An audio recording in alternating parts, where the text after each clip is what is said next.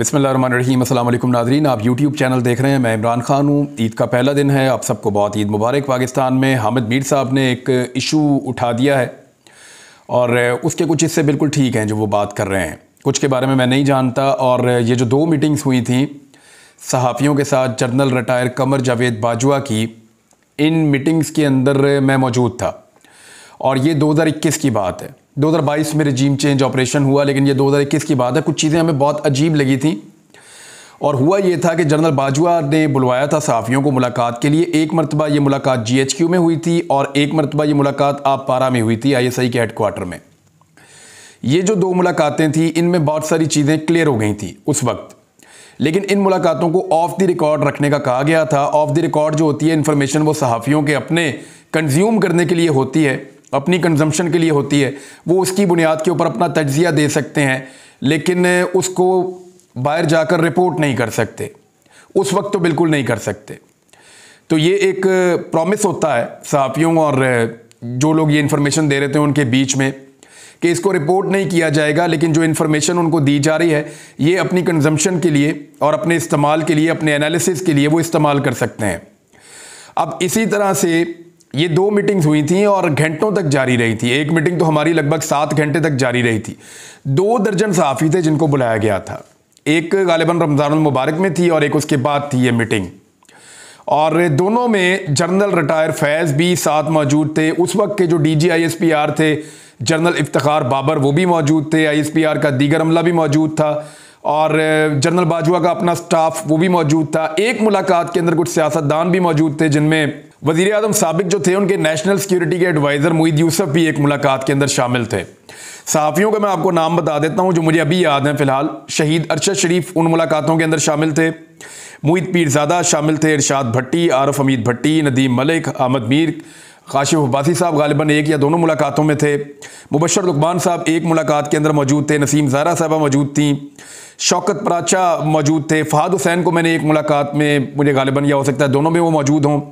कामरान शाहिद मौजूद थे और दीगर कुछ और सहाफ़ी भी थे। कुछ के नाम शायद मुझे अभी याद नहीं है, लेकिन ये तादाद किसी सूरत भी 2 दर्जन से कम नहीं थी। और जो पहली मुलाकात थी उसमें तो सहाफ़ी ज़्यादा बड़ी तादाद में मौजूद थे। उनमें क्या सवाल जवाब हुए थे, हामिद मीर साहब क्या क्लेम कर रहे हैं, वो कितना दुरुस्त है, मैं आपको भी बता देता हूँ।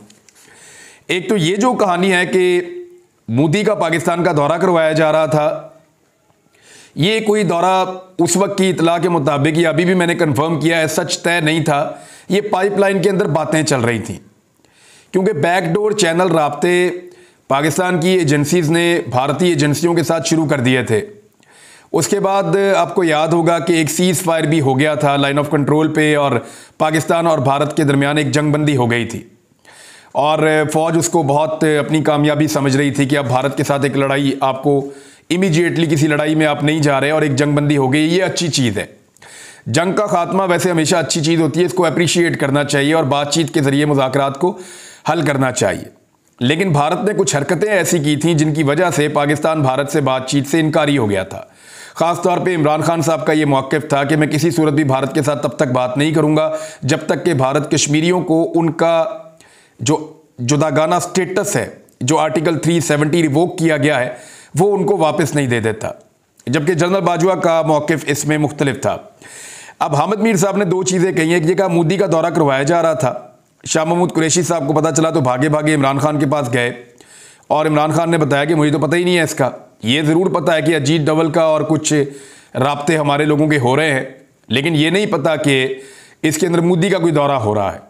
अच्छा, मोदी का दौरा जो है वो सिर्फ अंडर डिस्कशन था और ऐसा हो रहा था कि अगर नरेंद्र मोदी पाकिस्तान आ जाए, क्योंकि नवाज शरीफ के दौर में भी नरेंद्र मोदी एक दफ़ा पाकिस्तान आ गए थे और अचानक उतरे थे और उतर के पहुंच गए थे। उस वक्त इस्टेब्लिशमेंट ने कहा हमें तो पता ही नहीं था कि नवाज शरीफ साहब ने अचानक उनसे मिलने के लिए मोदी साहब आ गए और उनकी नवासी की शादी के अंदर शिरकत की और उनको सालगिरह की मुबारकबाद भी दी। तो इस तरह की चीज़ें जो है वो नरेंद्र मोदी साहब एक दिन अचानक आ गए थे इस्टेब्लिशमेंट के मुताबिक। लेकिन इस मरतबा कहा यह जा रहा है, हामिद मीर साहब की तरफ से क्लेम किया जा रहा है कि मोदी का दौरा फाइनल हो गया था, लेकिन मेरी इंफॉर्मेशन के मुताबिक ये दौरा फाइनल नहीं हुआ था। लेकिन ये ज़रूर था कि पाइपलाइन के अंदर चीज़ें थी और इनकी बातचीत चल रही थी। फिर उन्होंने कहा कि टैंक चलने के काबिल नहीं है और जो फ़ौजियों की जो नकलो हरकत है उसके लिए कोई डीजल का बंदोबस्त और ये चीज़ें हमारे पास नहीं है और जनरल बाजवा ने एक शिकस्त खोरदा या फौज लड़ने के काबिल नहीं है, इस किस्म का जो एक बयानिया बना हामिद मीर साहब के स्टेटमेंट के बाद, तो मैं उसको आपको क्लियर कर देता हूं कि एक्चुअली जनरल बाजवा ने उस दिन इतने घंटों तक हमें क्या समझाया, और बीच में एक वक्फा भी हुआ, उस वक्फे में भी सहाफ़ी आपस में बातचीत करते रहे, तो हम कितने हैरान थे और परेशान थे कि ये क्या हो रहा है, और उसकी बुनियाद के ऊपर हमने कुछ एनालिसिस आने वाले दिनों में दिए भी।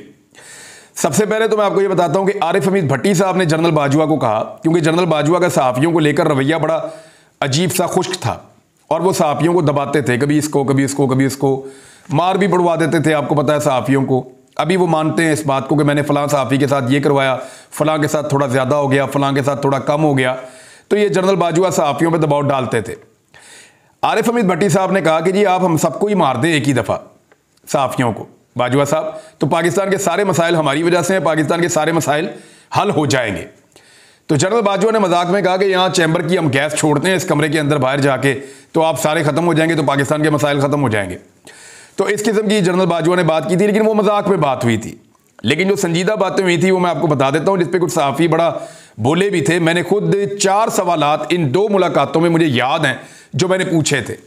अभी मैंने इन मुलाकातों के अंदर शामिल 2 मुख्तलिफ लोगों से बात की जो लोग लिख रहे थे, क्योंकि मैंने भी इसको लिखा था, वो नोट्स मुझे मिल जाएंगे। अब क्योंकि हामिद मीर साहब ने ये पंडोरा खोल दिया है, तो इसके हकायक सामने आने चाहिए। इससे पहले हम लोग क्योंकि बाउंड थे और हम ये बात नहीं बता रहे थे, अपने एनालिसिस इसकी बुनियाद पे हम कर रहे थे, लेकिन अब क्योंकि इसको रिपोर्ट कर दिया हामिद मीर साहब ने, तो फिर हमारा भी हक है, हम सारे भी इसको रिपोर्ट करेंगे। उन्होंने इसको शुरू कर दिया।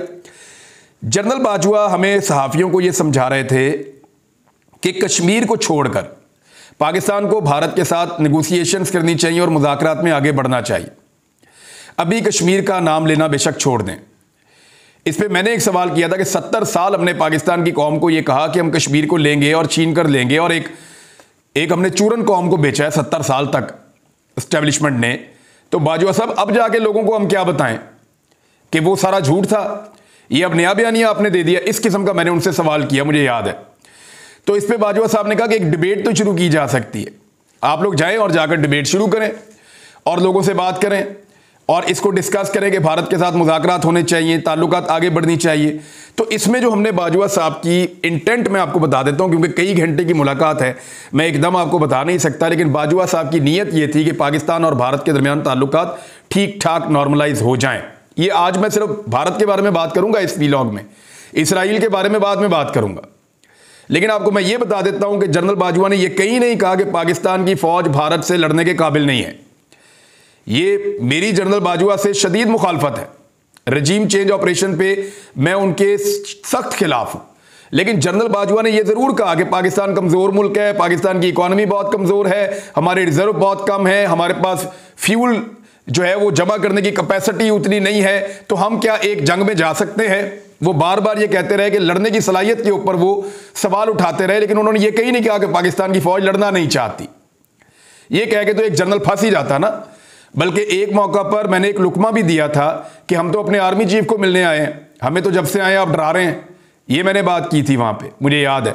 नसीम ज़ारा साहबा ने भी एक बड़ी सख्त बात की थी भारत को और पाकिस्तान को लेकर। कुछ और सहाफ़ियों ने भी ऐसी बात की थी। हामिद मीर ने इसके बारे में बात नहीं की थी, बल्कि मुझे याद है सलीम साफ़ी भी मौजूद थे, उन्होंने बात की थी अली वज़ीर को छुड़वाने के लिए।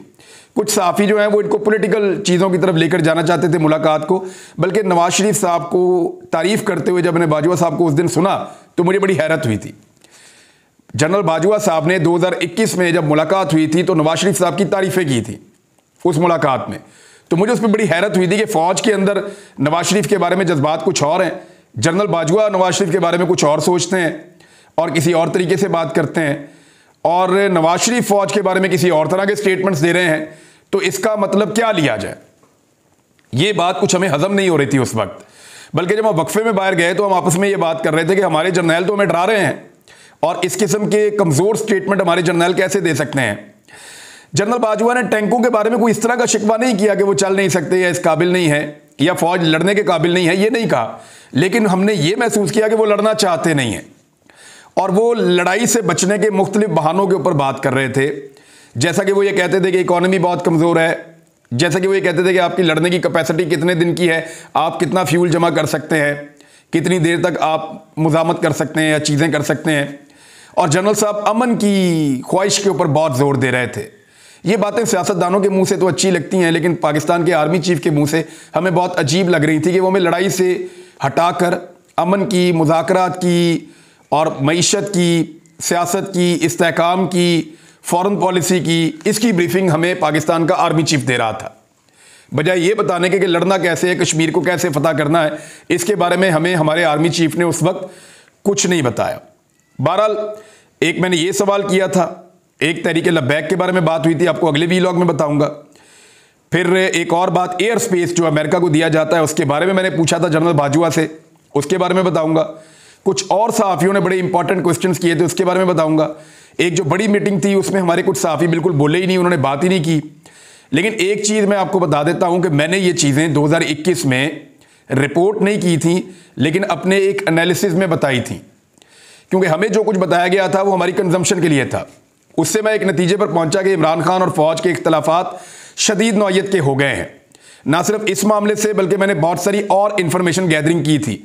जो लोग कह रहे हैं कि ये चीज़ें पहले कभी क्यों नहीं बताई गई सहाफ़ियों की जानिब से, तो उनके लिए 17 अक्टूबर 2021 का मेरा एक वीलॉग है, उसका एक हिस्सा मैं आपको सुनवाता हूं। आपको आइडिया हो जाएगा कि उस वक्त मैं क्या कह रहा था, कि वो कौन सी 10 चीज़ें हैं जिन पे एस्टेब्लिशमेंट और इमरान खान साहब का इख्तलाफ हो चुका है। तो इसको ज़रा आप मुख्तसरन सुन लें, आपको आइडिया हो जाएगा कि ये चीज़ें उस वक्त मैंने बताई थी, जो आज हामिद मीर साहब ने बताना शुरू की हैं। और इसमें अभी बहुत कुछ और आपको आने वाले वक्त में पता चलेगा। अमेरिका के बारे में क्या था वो मैं आपको बाद में बताऊंगा, लेकिन पहले आप ये वाला हिस्सा सुनिए। मैं आपको बताता हूं कि कहां कहां एस्टेब्लिशमेंट और इमरान खान साहब के इख्तलाफात हुए। पहला इख्तलाफ जो हुआ था इमरान खान साहब का एस्टेब्लिशमेंट से, वो उस्मान बुज़दार साहब की तैनाती था। एस्टेब्लिशमेंट पंजाब में एक तगड़ा और बेहतर आदमी चाह रही थी। वो एक ऐसा आदमी चाह रही थी जो तजुर्बाकार हो, एक ऐसा आदमी चाह रही थी जो एक अच्छे इमेज के साथ बेहतर गवर्नेंस कर सके। लेकिन इमरान खान साहब ने एस्टेब्लिशमेंट की एक नहीं मानी। अच्छा, इस मामले में मेरा मौक़िफ़ एस्टेब्लिशमेंट के साथ है। मुझे लगता है कि पाकिस्तान तहरीक-ए-इंसाफ या सूबा पंजाब उस्मान बुज़दार से बेहतर वज़ीर आला डिज़र्व करता था। इस सूबे को इससे अच्छा वज़ीर आला मिलना चाहिए था, क्योंकि इस सूबे ने बड़े अरसे के बाद एक नई पॉलिटिकल पार्टी को मौका दिया है। PMLN के बाद वो PTI को लेकर आया ये सूबा, और बड़ी मुश्किलों से यहां तक उनको अक्सरियत मिली, और बड़ी मुश्किलों से उन्होंने ये हुकूमत बनाई थी, आज़ाद लोगों को मिला के, काफ लीग को मिला के। तो इधर एक बेहतर वज़ीर आला इस सूबे को मिलना चाहिए था पहले दिन से, मुझे भी ये लगता है। लेकिन इमरान खान साहब डटे रहे एस्टेब्लिशमेंट के खिलाफ। उन्होंने एस्टेब्लिशमेंट की ये बात नहीं मानी, हत्ता कि हम लोगों की भी नहीं मानी। हो सकता है कि 5 साल गुजरने के बाद हम ये मान जाएं कि इमरान खान साहब ठीक थे, या हो सकता है इमरान खान साहब ये कहें कि ये फैसला उनका गलत था और उसकी वजह से इस इलेक्शन में उनकी दुर्गत बनी है। कुछ भी हो सकता है, बाद में देखेंगे। लेकिन इख्तलाफ नंबर 1 ये था। दूसरा इख्तलाफ, नवाज शरीफ साहब को बाहर भेजने का मामला। इस पे इमरान खान साहब डट गए थे एस्टेब्लिशमेंट के खिलाफ, और नवाज शरीफ साहब एक डील के नतीजे में पाकिस्तान से बाहर निकल गए। इमरान खान साहब नहीं चाहते थे कि नवाज शरीफ साहब बाहर जाए, लेकिन मियां नवाज शरीफ साहब बाहर चले गए। उन्होंने खबरदार किया इमरान खान साहब ने फाइनली, और अपने साथियों को भी यह कहा था कि ठीक है फिर जैसे आप लोग कहते हैं, लेकिन याद रखिएगा ये आदमी आपको चीट करेगा, और ये वही करेगा जो इससे तवक्को की जा सकती है। मेरी बात याद रखिएगा। और इमरान खान साहब की बात बाद में सच साबित हुई। भेजने वाले या सिफारिश करने वाले पछताए। बहरहाल नवाज शरीफ साहब के मामले पे उनको बाहर भेजने पे दूसरा इख्तलाफ था। तीसरा इख्तलाफ, इमरान खान साहब ने अपनी बात मनवा ली। उन्होंने मरियम नवाज को बाहर नहीं जाने दिया। उन्होंने कहा इस तरह सजा याफ्ता मुजरिम मैं छोड़ता रहूं और पाकिस्तान से बाहर भेजता रहूं तो ये किस किस्म का बनाना रिपब्लिक बन जाएगा पाकिस्तान। तीसरा इख्तलाफ जो है वो इसराइल के मामले पर पाकिस्तान के अंदर एक ऐसी सोच पैदा की जा रही थी जिसमें हमारे दोस्त अरब ममालिक भी थे जो इसराइल को तस्लीम कर चुके हैं कि पाकिस्तान इसराइल के बारे में अपनी पॉलिसी को बतदरीज तब्दील करना शुरू करे। यहां पाकिस्तान में एस्टेब्लिशमेंट में, मीडिया के कुछ हलकों में, सिविल सोसाइटी में और डिफरेंट पॉलिटिकल पार्टीज के अंदर जो है वो पेनिट्रेट कर रही थी ये सोच। उस वक्त इमरान खान साहब ने यहां भी मुखालफत की। उन्होंने कहा जी मैं इसराइल को कभी तस्लीम नहीं करूंगा, मैं अपने अल्लाह को क्या जवाब दूंगा। और इतना क्लैरिटी के साथ आए कि ये बाब ही उन्होंने बंद कर दिया हमेशा के लिए। एक और इख्तलाफ, कश्मीर के मामले पर भारत से बातचीत से साफ इनकार। इस वक्त इनकार भारत ने नहीं किया हुआ। ये लोग आपको गुमराह करते हैं कि इमरान खान साहब फोन करते हैं तो मोदी उठाता नहीं है, नहीं। हमारी लड़ाई उनसे शुरू हुई 5 अगस्त 2019 को। फरवरी में हमने उनको मारा था, उनके तैयारे गिराए थे। 5 अगस्त 2019 को इमरान खान साहब ने अनाउंस किया था कि अब भारत के साथ कभी बात नहीं होगी जब तक कि वो ये 5 अगस्त के इकदाम को वापस नहीं लेता। और वो आज तक इस मामले में डटे हुए हैं। हालांकि ये राय हमवार करने की एस्टेब्लिशमेंट की जानिब से कोशिश की गई, इवन बहुत सारे हलकों में ये कहा भी गया कि कोई रास्ता बनाए इंडिया के साथ, वैसे हालात को नॉर्मलाइज किया जाए, लेकिन इमरान खान साहब इस पे नहीं माने, वो इस पे डटे रहे। ये भी इख्तलाफ है, जो लोग कहते हैं वो कठपुतली है। छठा इख्तलाफ सऊदी अरब के बारे में, जो जबान इस्तेमाल की शाह महमूद कुरैशी साहब ने, या इमरान खान साहब जितना स्ट्रेट रहे उससे भी इस्टेब्लिशमेंट नहीं चाहती थी कि ये ऐसा करे, और उसका कुछ नुकसान भी वक्ती तौर पे पाकिस्तान को हुआ था। जब शाह साहब ने यह कहा था कि सऊदी अरब बात नहीं मानता तो हम मुसलमान मुल्कों को मिलाकर एक अलग ब्लॉक बना लेंगे, और जो कुछ भी वहां हो रहा है OIC में, उसके बाद हमें एक अलग ब्लॉक मुसलमानों का हम ख्याल लोगों का बनाना पड़ेगा, उससे सऊदी अरब को बहुत तकलीफ हुई थी। तो इस पर भी एस्टेब्लिशमेंट से इमरान खान साहब का एक इख्तलाफ था। शहबाज शरीफ को जो फैसले 4-4, 6-6 महीने में नहीं होते, वो एक दिन में लाहौर हाई कोर्ट से हुए, और शहबाज शरीफ को निकालने की पूरी तैयारी कर ली गई रातों रात, ये सोच के कि इमरान खान पाकिस्तान से बाहर है, उसको पता ही नहीं चलेगा, मैनेज हो गया सब कुछ, रातों रात शहबाज शरीफ साहब निकल जाएंगे। लेकिन उन्हें पता चल गया, उन्होंने वार्न किया, शेख रशीद साहब एक्टिव हुए, और शहबाज शरीफ साहब को कानून के मुताबिक पाकिस्तान में रोक लिया गया। इमरान खान साहब ने शहबाज शरीफ को नहीं जाने दिया, हालांकि एक बड़ा एस्टेब्लिशमेंट का तबका और बहुत सारे लोगों की सोच थी कि इसको भी निकालना है, लेकिन वो डील कामयाब नहीं होने दी इमरान खान ने। एक और इख्तलाफ मैं आपको बता रहा हूं, एब्सोल्युटली नॉट।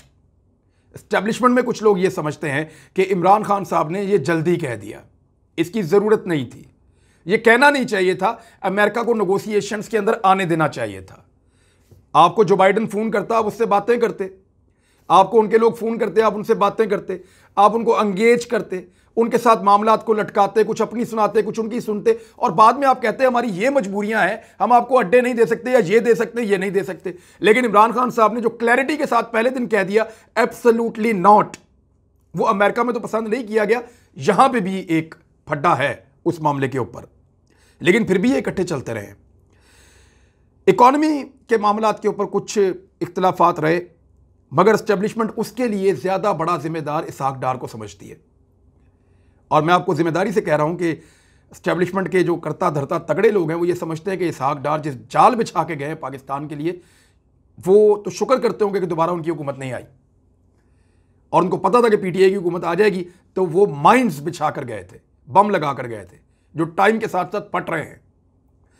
फिर 10वां जो एक इख्तलाफ NRO के मामले पे है कि इमरान खान साहब बिल्कुल बज़िद है कि मैं किसी अपोजिशन वाले को नहीं छोड़ूंगा, NRO नहीं दूंगा, जबकि एस्टेब्लिशमेंट को यह लगता है कि आगे बढ़ना चाहिए, पाकिस्तान को और आगे निकलना होगा, हमें अभी बहुत काम करना है। यानी ये डिफरेंस ऑफ ओपिनियन यहां पे एस्टेब्लिशमेंट का और इमरान खान का रहा। ये मैंने आपको सिर्फ 10 मिसालें दी हैं, ये बड़ी मिसालें हैं, मैं आपको 10 मिसालें और दे सकता हूं जहां इमरान खान साहब ने एस्टेब्लिशमेंट के साथ टक्कर ली है, या उनकी सोच के साथ टक्कर ली है। लड़ाई तो नहीं की, लेकिन उनकी सोच के साथ टक्कर ली है कि नहीं ये कर लेते हैं, ये बेहतर है। तो नादरीन, इसको आपने सुन लिया, वीलॉग लंबा हो जाएगा, अगले वीलॉग में बाकी चीजें बताता हूं। अब तक के लिए इतने, अपना ख्याल रखिएगा, अपने इस चैनल का भी। अल्लाह हाफिज।